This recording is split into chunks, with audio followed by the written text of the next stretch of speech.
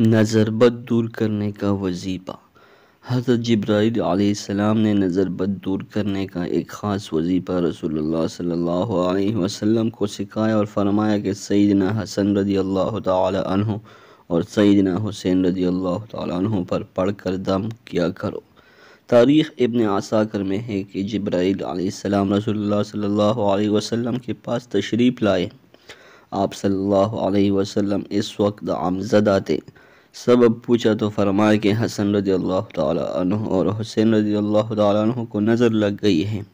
حضرت جبرائیل علیہ السلام نے فرمایا یہ سچائی کے قابل چیز ہے، نظر واقعی لگتی ہے، آپ نے یہ کلمات پڑھ کر انہیں پناہ میں کیوں نہ دیا؟ رسول اللہ صلی اللہ علیہ وسلم نے فرمایا وہ کلمات کیا ہے؟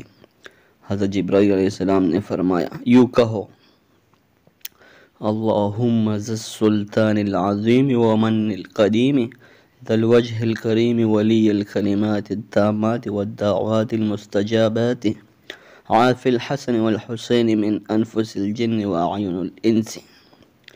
رسول اللہ صلی اللہ علیہ وسلم نے دعا پڑھی، وہی دونوں بچے اٹھ کھڑے ہوئے اور آپ صلی اللہ علیہ وسلم کے سامنے کھیلنے کودنے لگ گئے۔ رسول اللہ صلی اللہ علیہ وسلم نے فرمایا اے لوگو، اپنی جانوں کو، اپنی بیویوں کو اور اپنی اولاد کو اس پناہ کے ذریعے پناہ دیا کرو، اور اس جیسی کوئی اور پناہ کی دعا نہیں۔